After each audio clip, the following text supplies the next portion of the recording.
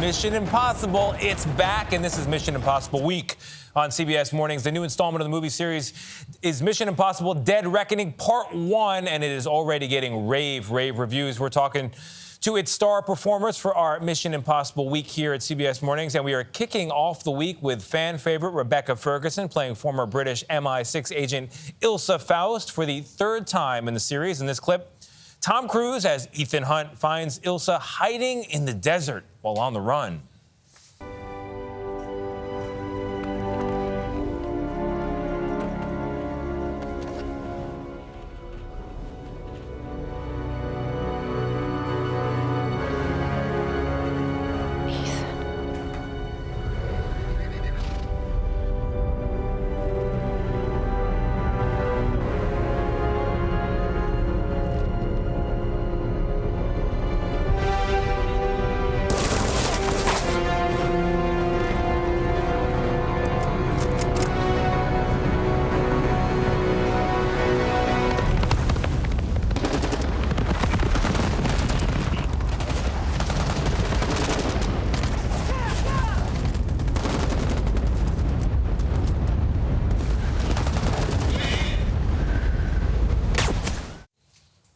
Mission Impossible, we are proud to say, is from Paramount Pictures, the same company as CBS, and Rebecca Ferguson joins us now. Rebecca, thank you very much for being here. Thank you. Kicking and off. bravo. And bravo. Yeah, we've all seen it. We all love it. You just said while the clip was playing that you don't do Mission Impossible, you live Mission Impossible. What do you mean by that? It is a good slogan, though, but it's so true.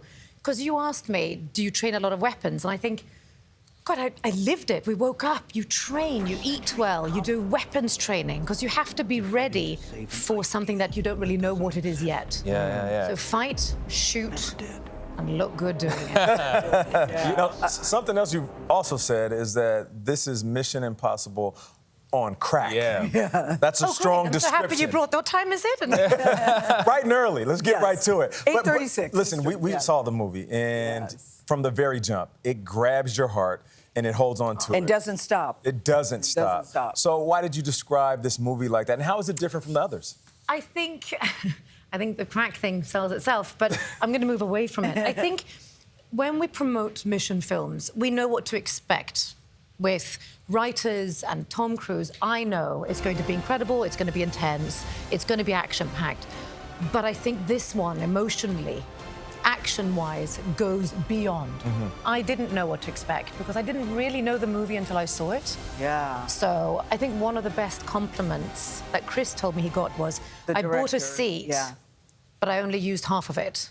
I bought a seat, but I only used half of it. Because you're sitting at the edge of it. Yes. That's why, yes. Yes. You know, the other thing that I think is so interesting, we've all rave about the stunts. We all know the stunts. We all know there's going to be running. We know there's going to be action-packed.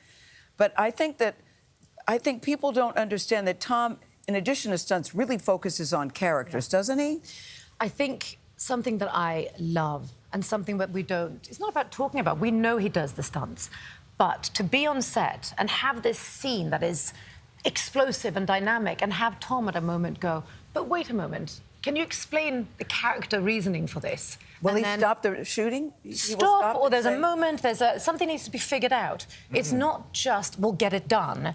It is, we need to understand why. This is character-driven. We all focus on so much of the stunts, but what you don't see is the description of reasoning and the dark plots and character. And we need to earn the moments that you see. Yeah. You know, Glenn Powell told us, I heard him say that working with Tom Cruise has influenced how he does acting, how he does movie making, how he treats human beings. Do you have similar stories about that, about working with him? Has it changed how you work? And I just, free fall into meetings. No. But,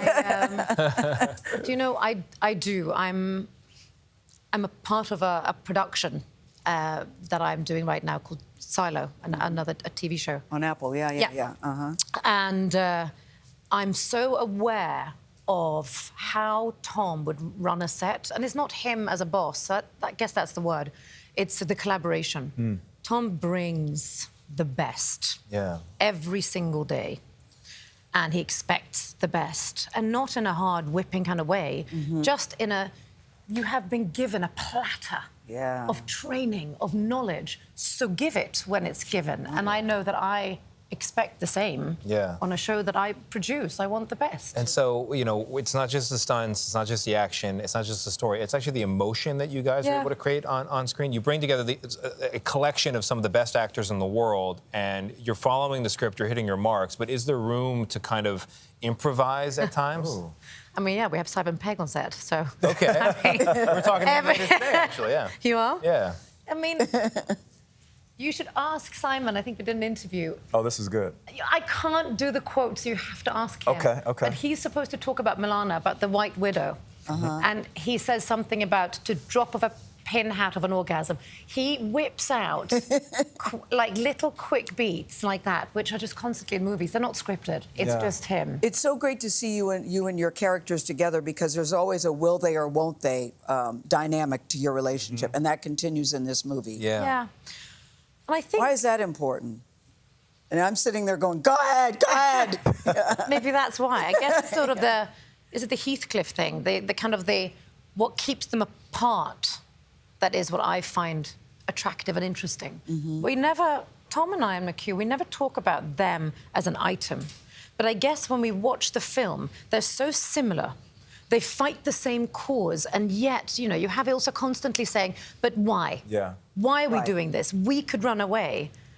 You know, there's so much connection between them, but is it sibling, family, love? Yes. What is it? It's so much more. It's humanity. You must be so excited about this movie coming out, where it's got rave reviews already. People are saying, I can't wait to see it. What's it like for you knowing that people are going to see it this week?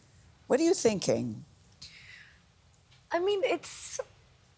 Not just people, millions of people. I mean, so many It's people. quite daunting. Yeah. It's daunting, it's exciting. I think also it's that treat of giving an audience something that I know that I loved before I was in it. Yeah. I waited for Mission Impossible. Wow. I loved them. Well, it's a treat having you here. People are going to use half their seat when they watch this. Because it delivers, Rebecca. All week, we've been marking the release of Mission Impossible Dead Reckoning Part 1 with many of the film's stars, including one of the franchise's most popular characters. On Monday, Tony and I spoke to Simon Pegg, who played Ethan Hunt's right-hand man, Benji Dunn, in 5 Mission Impossible movies. Here's our interview with him, starting with the clip of Benji leading Tom Cruise's Ethan into one of the most exciting and dangerous action scenes of the entire series. Benji, I think I must have made a wrong turn somewhere. No, that's it. That's it. What? How can this be it? Well, you can see the train, right? Yes, I see the train. What about it? And you have a parachute. Got a parachute. What do you expect me to do? Well, just, you know, jump. Just jump? Yeah. Benji, it doesn't work like that. I'm not that high. There's ledges sticking out everywhere. I'm gonna hit them before the parachute even opens. Benji, even if I could get the parachute open, I don't know if I can make it across the valley and intercept and land safely on a moving train. Do you copy? Yes, I copy. Look, I'm just trying to help you, okay? I need you to take a step back and pull yourself together, because I am under a lot of pressure right now. Mission Impossible is from Paramount Pictures, part of the same company as CBS, and the legendary Simon Pegg joins us right now. How you doing? Hi, fellas. I'm really good. Yeah. I'm very, very happy. Good. Thank you for You survived your very bad day there you were having. Your character, I was Benji. having an okay day. Tom. Yeah, no doubt about it. And that scene comes right before Tom's big motorcycle jump. Yeah. Take us on the set that day. Was it as chaotic as it seemed? It actually was the opposite of chaos. Really? Tom is very, very diligent when it comes to preparing for these things. He's not crazy. Everyone says, oh, he must be crazy. He does, you know. But he trains hard. Everything is in place. It's a well-oiled machine. We were up there just to see it. I was doing my offlines for the bit when he comes to the edge, and then we stayed up to watch it happen. And it was day one, you know, day one of the shoot. Day one. And you could either see that as us sort of like starting as we mean to go on, you know, set the standard, or just in case it doesn't work, we don't have to shoot a whole load of the film and then stop. This is your friend and your colleague for many years now. Yeah. What was it like seeing him go, woo? It was scary. We were all a bit hysterical because, I mean, we trust him and we trust the system. We trust everything involved. It's not like, you know, the sort of uncertainty is minimal, but still, it's nerve-wracking. And he would disappear, and then we'd wait, and there'd be a big sort of pause, and then you'd hear good canopy, which meant his chute had opened at least. Yeah. Still had to get down to the bottom. So it was, yeah, it was exhilarating, to say the least. Wow, you actually did pull out your phone To shoot the stunt. I did, clip. yeah. Stunt. Yeah. So what was going through your mind as he was toppling over? I was looking at movie history being. It was movie history, right? This is the biggest stunt, not only in the franchise, but one of the biggest stunts in movie history, you know? And so I thought I better capture this for posterity. And And in case the other cameras fail, at least we have one shot. We got it. We got it on the iPhone. don't worry, guys, I got it on the phone, yeah. Yeah, that's great. Oh man, so you came into the Mission Impossible franchise at the MI4? Or MI3. MI3. Back So in that's 06, wow. Tony. That's a long time ago. Yeah. It was, and he was a kind of lab technician at the time, and J.J. Abrams had called me, and I thought it was a nice little cameo. I was going to have a little, you know, I'd go in Hollywood, and then I'd go home and to my dogs, and everything would go back to normal. But here we are, 5 films later. So I know you're working with a script, but then you have these scenes, like there's one where you're dismantling a bomb while my tossing gosh. off one-liners High with your two stakes. buddies, high stakes. Yeah. How much of that is predetermined and you're just delivering the line, and how much room is there for you to just have fun? Because you know these people at this point. Oh, yeah. Yeah. Well, Chris McQuarrie is always really keen for us to invest ourselves in the characters and to throw stuff in. And he's an Oscar-winning writer, so the script is amazing, but there's always room in the moment to kind of chuck in little asides. And, you know, I mean, you never know what you'd be doing, what you'd be saying when you're diffusing an artificially intelligent nuclear bomb. So in the moment, things come up, you know, that you throw in. I want to ask you about the villain, because it's a little unusual, the villain in this movie. Yeah. How would you describe? Well, when I was told about the idea of this entity, this sort of self-aware kind of computer program that Isai Morales, our brilliant sort of like human villain, is working at the behest of, I thought that sounds very Mission Impossible. It's a bit sci-fi. Mission has always been about new technology, but in the time since we started shooting to now, the notion of AI has become more and more prominent in our sort of social discussions, and it feels incredibly prescient now. Speaking of existential threats, potential Mission Impossibles, you're on strike right now with the writers. Yes. There's a possibility that the actors may go on strike in the not too distant future.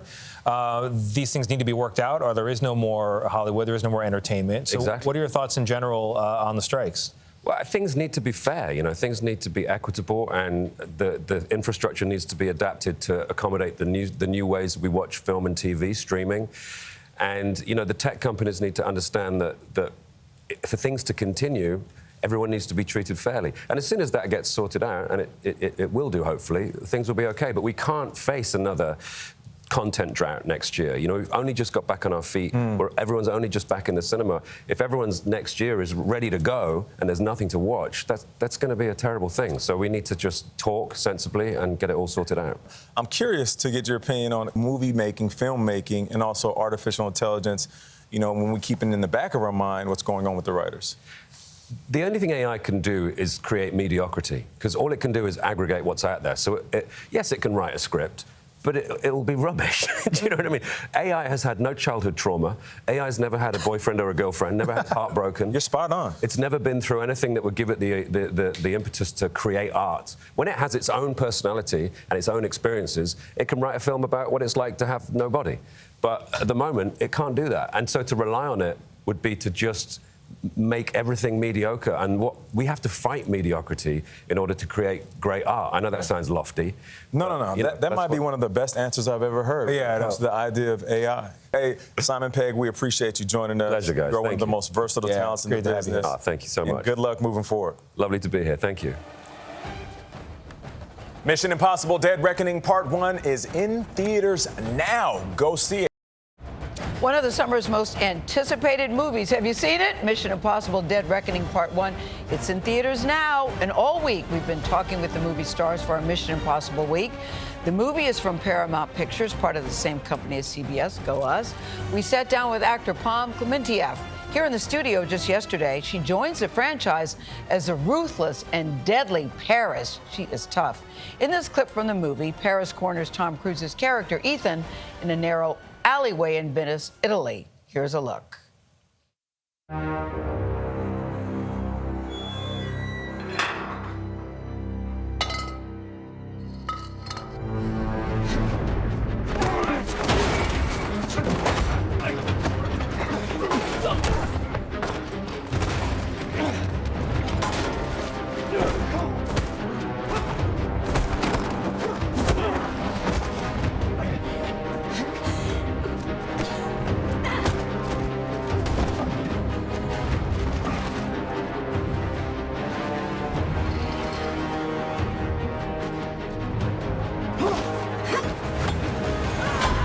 Is your heart racing just looking at that? Yes. We are very happy to say first on CBS Mornings that Pom Klementieff joins us in studio. And after looking at that scene, they say that people use half of their chairs in the movie because you're sitting at the edge of your seat, which is so true. And that certainly is one of those scenes. Yeah. We're told that during that scene in particular, you said to Tom, kick me harder. It's kind of true, but I have to explain. Okay. So you understand. The thing is, I've been training for years.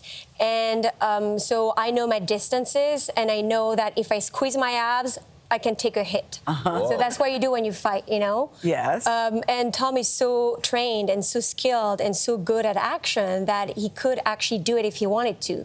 And a little bit of contact in action movies actually helps and makes it look more real. And it helps in the acting too, because if you hit me a little bit, oh, my eyes are gonna change and I'm gonna become a tiger. Wow. So I was just asking for that because I thought it would have helped. But he's such a gentleman that he was like, no, Bob, I'm not going to hurt you. I'm not going to hit you. I was like, just a little bit, please. And he said no. But this is what the director says about you. I love that little anecdote, that you are a self-propelled force of nature. Your nickname was Pom Cruise because you get so physical. But it is fascinating, your backstory. You wanted this role for a very long time, that you trained even when you didn't have the role. So it was my dream to do action movies, but specifically Mission Impossible, because I think it's the best of this genre, you know? It's more than just an action movie. I think it's art, you know? And the level of excellence in everything in these movies is just, you know, it's just mind-blowing. Yeah. So years prior, Mission Impossible, even before getting cast in Guardians of the Galaxy Volume 2, I started training martial arts. So someone called Jason Noviello taught me how to kick, how to punch, how to do stunts, how to do that on camera, and all the tricks, you know. And it takes years to be good at something, to be better, you know. So you're always learning. I'm still learning now. But back then, I was training, and even sometimes in my schedule, I would write Mission Impossible in my phone instead of writing martial arts training or stunt training. Just manifesting it, calling it into being. Yeah, I was manifesting the whole time. It was like one day maybe I get to do a fight scene with Tom. Who knows? And you did. And you said, kick me, please. You also manifest this character, Paris, she pursues Tom with a kind of maniacal glee, I should say, Ethan Hunt in the role. And I was reading that you found inspiration for this predator in animal videos, but particular kinds of animal videos, right? It was a stork of some kind? Yeah, no, it's a crazy prehistoric bird that looks crazy, and I like the way it moves and the look that it has. And in the movie, as you know, I don't speak a lot, so a lot of emotions are conveyed with just body movement, face movement, with just, you know, a kind of like a rage boiling under the skin and wanting to explode, but like with no words, you know? Yeah. So this particular bird, you have to Google it. It's called shoebill or shoe-billed stork. I thought it kind of looked like my character. It kind of looked like me a little bit. You do manage. To convey that intensity. Yeah, you've got it for sure. And you and Tom clearly have a deep respect and a great working relationship now. At the premiere, when he introduced you on stage, they had an introduction for all the cast members. They were saying pom pom pom pom pom pom pom pom pom pom, using your first name. That they call it Mission Impossible. Yeah, Mission Impossible. Are you sick of the music, Pom? No, never. No, that's so cute. They were like doing that on when we're shooting the movie. Sometimes I would just sing pom pom pom pom. I was like, oh, come on, guys. You know what I would do sometimes? What? Before an action scene, or specifically before, you know, when I had to run on top of a moving train. It was going pretty fast, you know, and to remind myself what I was doing and how happy I was to be shooting this and to give me more courage to do it. It was like do do do do do do do do, and you would do action. That yourself. Wow. Yes, and then running on top of the train, jumping over carriages and all that. I was reading that Tom, as a kind of a rap gift, when you were done shooting this film, he gave you skydiving lessons. Yes. And you're using them. Yes, completely. So he set it up for me, which was so kind and so generous. And I learned how to skydive. I stayed there for like 10 days. I took lessons. And he did some jumps with me. We did some jumps together. It was so much fun. That's cool. And now I'm hooked. And as soon as I have some time off, I go back to jump. You must be so psyched, though, about this movie. I'm so excited for all of you guys, everybody that's come here this week, because it's such an iconic movie. And now you will be associated with it forever. Yeah. I mean, to go from someone who dreamed about it to really that coming true, what does that mean to you? It's a huge honor, you know, and I'm proud, and I'm very happy to be working with incredible filmmakers like Christopher McQuarrie and Tom Cruise, who, you know, so amazing to work with, you know, and who inspire me every day. So yeah, I feel lucky. Okay, Pom, we are cheering you on. Yeah. Thank you so much. Thank you so much for being here. It's Mission Impossible week here at CBS Mornings, and there's a potential fight around every corner. It's all about the stunts in this franchise, and these fight scenes, they don't happen spontaneously. In fact, it takes days, weeks, months, even years sometimes of careful planning. And the focus is all on safety. So what I did is I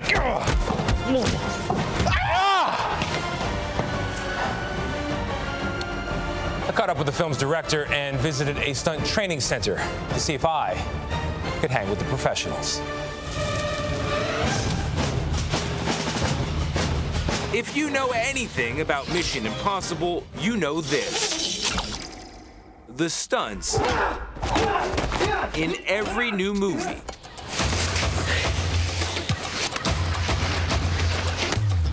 without fail seem to be bigger and better than the stunts in the last. Benji, open the door! And when you see Tom Cruise dangling from a plane, the director makes darn sure you know it's really him.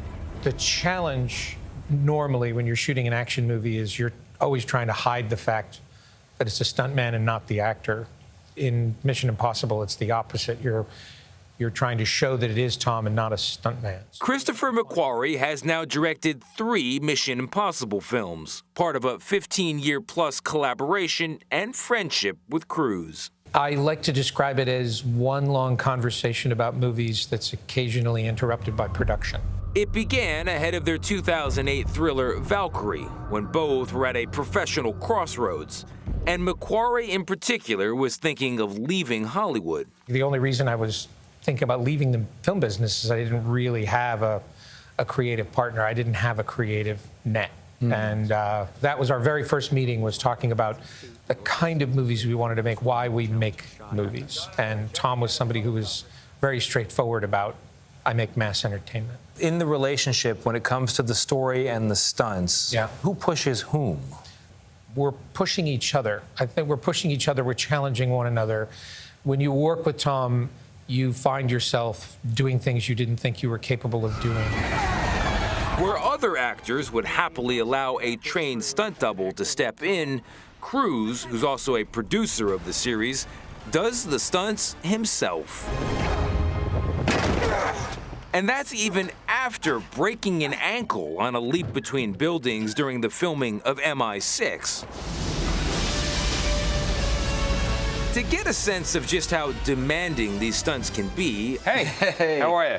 How you Tony. doing, man? Nice to meet you, Tony. I met with Stephen Kepfer, who's made a living performing them on TV shows and films, including the John Wick series. He can really do it all. Judo, jiu-jitsu, sambo, so a lot of throwing people around. He now throws people around at his stunt training facility in New York, where he told us a good stunt always starts with a coherent story. So it's not to do cool for the sake of cool. You're like, hey, I can do a backflip here. You know, Yeah. I think, I can do it. Yeah, meanwhile, you're an office worker who's never trained anything in your life, but all of a sudden you're doing a backflip. Yeah, they're like, right? we don't need the backflip. Right, so part of our job is to really collaborate with the writer and the director to make sure that the story that they want to be told is being told. And that's part of the secret in Mission Impossible. There is a design behind the danger. But let's also be clear, the danger here is very real.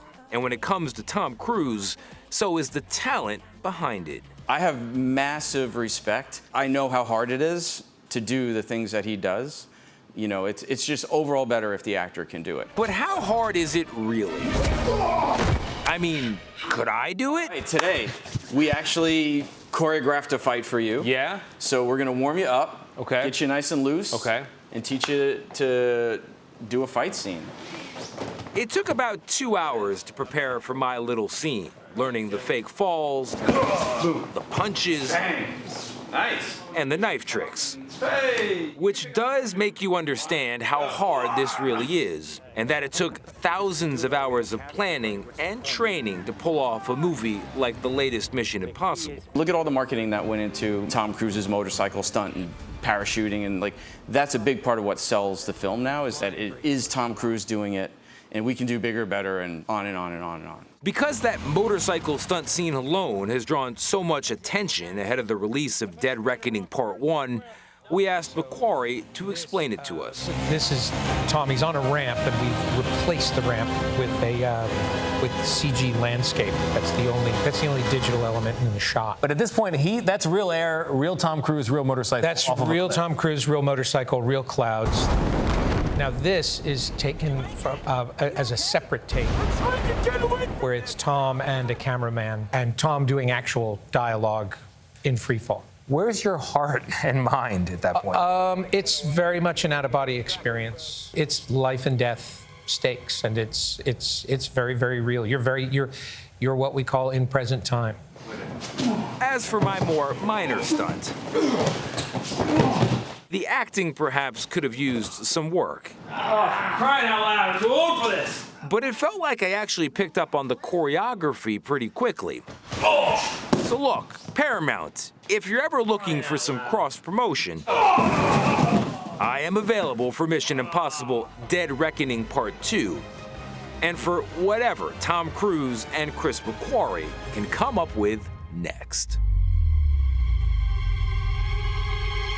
Again, that is real Tom Cruise, real clouds, real air, real motorcycle, real free fall there. Mission Impossible Dead Reckoning Part 1 is out in theaters everywhere today, we should remind people. But take us back to that, Tony. Did you enjoy doing that? Number one, we should say this, Derica, that they had blocked off 4 hours for Tony to do it, and I'm told that you mastered it in 2. I did manage to do it in 2. I had a lot of help from Paul Veracci, who was my fighting partner there, and Steve Kepfer. They got a great studio. But it gave me a renewed appreciation for what it takes to do serious, real deal Mission Impossible level stunts. You know, if you've got $200+ million to spend, it takes years of planning actually to do it. 2 hours for my, average fall through a few boxes. Also, like, to try to remember the lines and the story and all of that while doing the choreography. Your thing on the phone. It's an incredible blend. I mean, I have so much respect for what they do and for what Tom Cruise does, really. Klaus had a great joke. Klaus, I love Klaus here. Said that's Tony and Katie. Yeah. His wife, Katie. The story of our meeting. Yeah, the story of the meeting. Sister on the phone that started the fight. Wow. And shout out to who did the thing with you in the beginning? It was Brian, Jared, and who else? That was very clever. Oh yeah, it was Brian and Jared and Max. Yeah, Max was the unseen punch that I caught. Max on camera one. Yeah. Nicely done, guys. Nicely done. That was fun. That was a fun piece. That music can only mean one thing. It's Mission Impossible Week. Yes, please. Today's the day. Mission Impossible Dead Reckoning Part 1 finally hits the theaters. So all week, as you know, we're talking with the stars from the new movie. This morning, it's Vanessa Kirby's turn. She's returning to the role of Alana Mitsopoulos, better known as White Widow, a powerful and dangerous international arms dealer. In this clip, she lays out the stakes of Ethan Hunt's latest mission. As most of you know, I am merely a broker. I connect a buyer and a seller, sometimes for money, sometimes for information, but mostly for friendship. I just want everyone to get along. With me, especially. But the world is changing.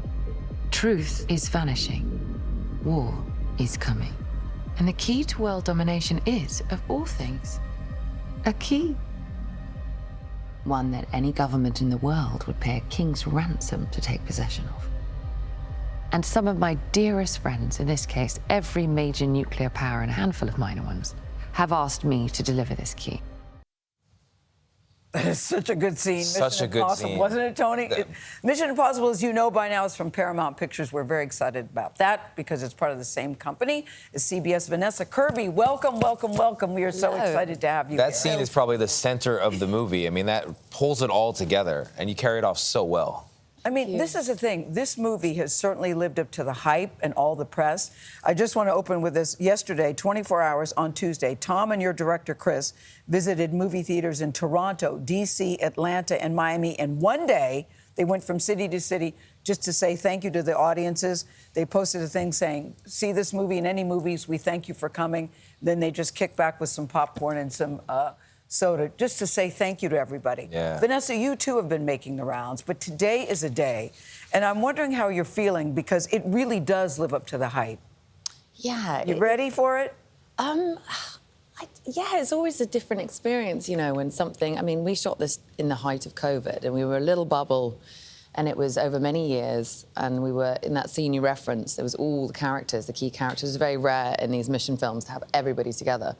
And everyone was wearing masks, and Tom was one of the first people to sort of pioneer being able to shoot during COVID. And so because we were a little family in our bubble, for it now to be out there in the world is really thrilling. And I think everybody is so fantastic in it. And I'm very proud to be a part of it. What I so love about that scene, and you in the film in general, is the quiet intensity. You know, you have everyone's looking at you and hanging on your every word, but you're not yelling, you're not fighting people in this film. You're very menacing and threatening and scary without raising your voice. Without any big movements, yeah, it's incredible. And what's interesting is that Christopher McQuarrie, the director, told us that he finds actors he wants to work with and then builds characters around them. So were you part of that building process? How did that go? Yeah, I joined them about 6.5 years ago when we did Mission Impossible Fallout, the previous one. And one of the first things they said was, we love having a kind of a thread between the movies that started 30 years ago with the first Mission Impossible, and Vanessa Redgrave, who's one of my heroes, played my mum, and Max. And so I was so lucky because I got to study her, and she had this incredible... I would never have thought of it myself, to be somebody that's sort of so in charge of this really dark, you know, hugely powerful organisation, but to do it with lightness and play rather than, as you say, being, you know, assertive or menacing. I mean, I was very tempted. I think I came in quite strong at the beginning. Did you start that way, though, being very aggressive? Yes. And what did they tell you? Dial it down, or what? Yeah, they said, try playing with it. Remember that the most powerful don't need to assert it, because she doesn't have to, if you see what I mean. And so it was a big acting challenge and also lesson, and it was wonderful to learn that actually you can do it quietly. You know, you have said that Tom Cruise has an unhinged thirst for perfection. So I'm wondering, working with him, do you feel, because he always seems to want to kick things up a notch, did you feel for yourself the pressure of wanting to kick things up a notch for yourself, stretching yourself? The interview Tony just did with Chris, he says, Tom has you doing things you didn't think you could do. Yes. Did that happen to you as well? Yeah, I don't remember saying that, but it's quite a good quote. It's a bit like, I always say this to Tom, if you see this incredible stunt, the motorcycle, and I know he's posted about it, anyone daring to do that and take the risk of doing that and move through the fear and do it 8 times. We were there watching it on set, watching him do it, and he was the calmest person by far. But when you watch him do it and you realise, what's the equivalent in my own life? What would I be most afraid of? I mean, that would terrify me. But how could I push through that and, you know, do something that I didn't think that I could do before? And if Tom can kind of do it in front of you, perhaps I can. And so for that reason, I think it kind of is very inspiring for all of us around him, because you just think, what are my limits, or what am I most scared of? And then, But your character is also, sometimes we don't know what side she's on. You do that Are you a good guy or a bad guy? How would you describe yourself in this movie? A bit of both, really. I mean, I always prefer being the bad guy, but or woman. But I think again, what Vanessa Redgrave did so well is, oh God, she was so charming with Tom, wasn't she? And they sort of loved each other in those scenes. And I wanted to, just try and capture the essence of what she had done, really. You were at the premiere, you were saying, with your dad in London. What's it like with family members watching you on the screen in this role? I remember when we went to Fallout, the previous movie, and I sat next to my dad in the huge IMAX. Tom had done a big screening in the IMAX. And it was so sweet turning to my left and seeing him look like a 5-year-old, you know, just completely... all his facial expressions were incredible, and he was jumping out of his seat and popcorn going everywhere, and he was just adorable. And so, it's really special when you go, oh, God, we know what it's like to be there filming the scenes. We know how long it takes. We know all the different edits and you know, the time and over the course of many months. But yeah, to have people experience it that you love is pretty cool. She has a very quiet way of speaking, doesn't she, Tony? She does. It's mesmerizing. Yeah. Oh. Yeah. We're all wrapped. Like I said, I think it's the suit. No. You look fantastic. I'm really excited for you, really excited for this movie, and can't wait for people to see it. Thank you. Thank you so much. And you're for seeing already it working twice. on the next one. We are. Yeah. Tom's just done a huge, big stunt sequence in Africa. They've been filming for months. Are you in it's it? Really remarkable. Yeah, I'm not allowed to. I think I might be told off, but... She's in it. Thank you, Vanessa Kirby. Thank you. CBS Mornings at 8:30. You know what that music means. The next Mission Impossible movie is almost here, and we are talking to stars of this long-running franchise for our Mission Impossible week, we're calling it. Hayley Atwell joins the cast in Mission Impossible Dead Reckoning Part 1. She plays Grace, an expert thief and pickpocket who finds herself in the middle of a high-stakes mission. In the clip you're about to see, Grace and Tom Cruise's character Ethan race through the streets of Rome. Who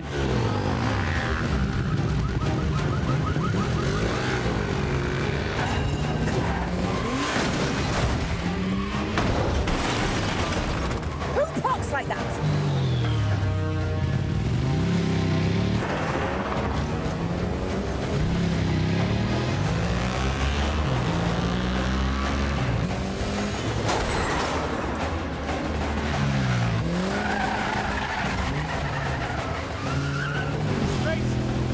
Grace, you gotta pull over.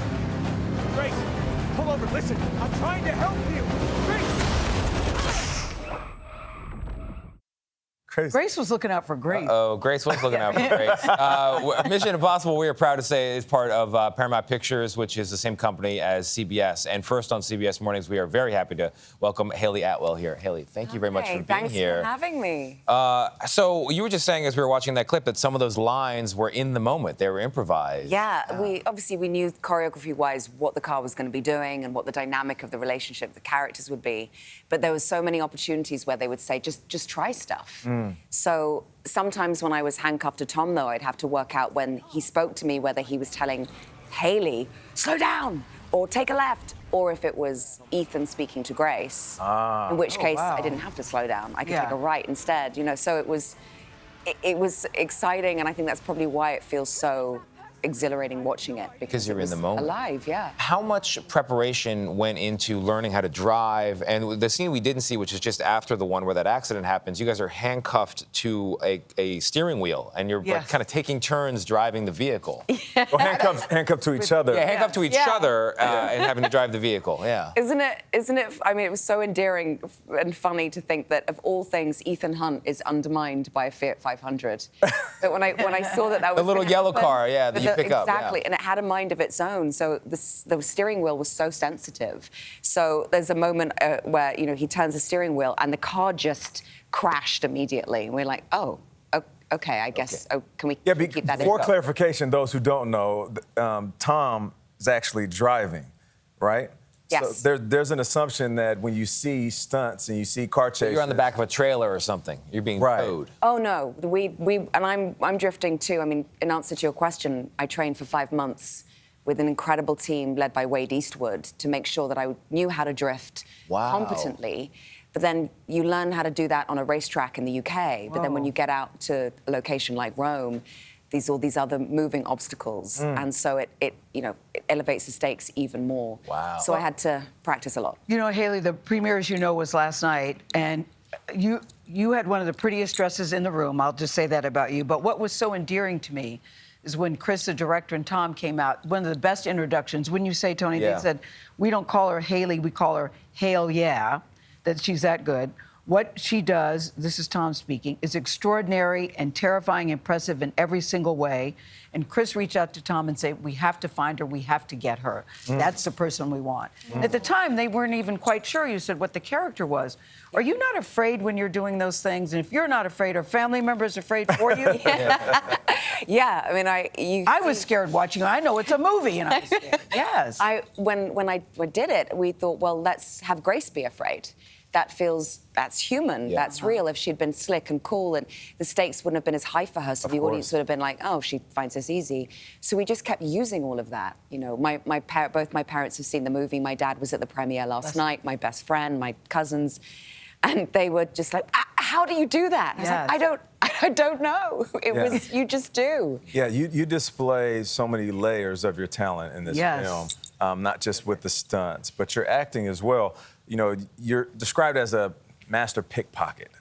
So you can steal your wallet, the key, or your heart, which it seems like... Or your heart, as viewers, but also Ethan's heart in the film. But what is it like, you having your skill set, your talent, and then working with a legendary man like Tom Cruise? Do you learn from him? Do you pick up things? Did you take anything away? Oh, it was a masterclass. Really? In not only work ethic and his incredible manners, he's so gracious and so polite to everyone, and hardworking, but then also his understanding of every technical aspect of filmmaking. So he's very inclusive. You know, he'd invite us to production meetings. He would ask us to watch playback to look at what the frame was communicating. And he's always thinking objectively for the audience. So this whole film was designed going, does this engage the audience? Does it make us retreat from her, lean into her? So all the way you're just watching him, he's finding moments of going, how can I excite and delight the audience? Did he want to know how you all were doing, too, during the scene? How you're feeling? He seems to be very caring in that way to me.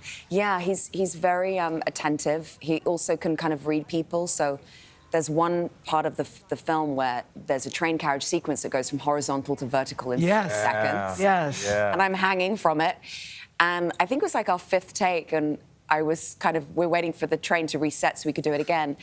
And I was like, obviously slumped in the corner, kind of looking quite tired. And he was like, how you doing? It's like, I don't even know at this point, Tom. I didn't even know what I don't know. I didn't even know what I don't know. And he went, I think you have adrenal fatigue. And he presented me with this beautiful box of chocolate, like out of nowhere, and said... He presented you. He was like, you need some chocolate. That's going to wake you up. And Did that make a difference? Yeah, I mean, sure, that's going to make a difference to my life in any context. So Tom Cruise is doing these stunts with chocolate in his pocket? And I thought I saw something fall out of his pocket when he came out of the motorcycle. Number one, that train scene is amazing. It really is. It's amazing. Yeah. And how are you feeling? This movie's coming out on a Wednesday, which, by the way, I've never seen a movie come out on a Wednesday. When it's already gotten such critical acclaim, how are you feeling about the rest of the world that gets to see it? You excited about it, nervous about it? What are you thinking? I'm excited. It's big. I've seen the movie myself 5 times. 5, wow. And it's because it's just so good. And I feel, you know, we're so proud of it, but even the whole filmmaking process, every single frame and scene was designed, executed, edited with the audience in mind. And, you know, when I said to Tom, you know, what is the running time of this going to be? And he said, it's going to be as long as it is entertaining. Whoa. Isn't that a great... That's such a good line, yes. And it's true, it goes by so fast. You guys have been working on this movie for how long?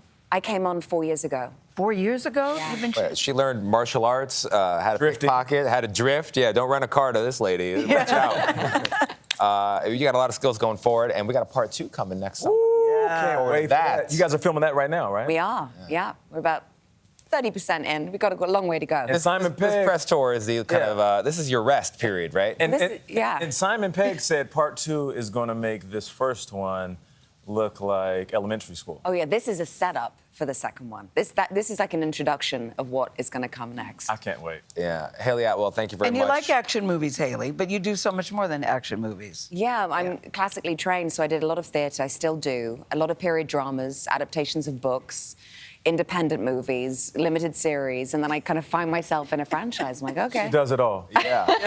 Does all right, Hayley. That works. Hayley Atwell, Hell yeah. thank you very much. Yeah. How does he say it? How does he say it? Hell yeah. Here Hell she yeah. comes. Here's Hell yeah. Mission Impossible Dead Reckoning Part 1, a complete movie unto itself. Really great, out in theaters everywhere. Tomorrow...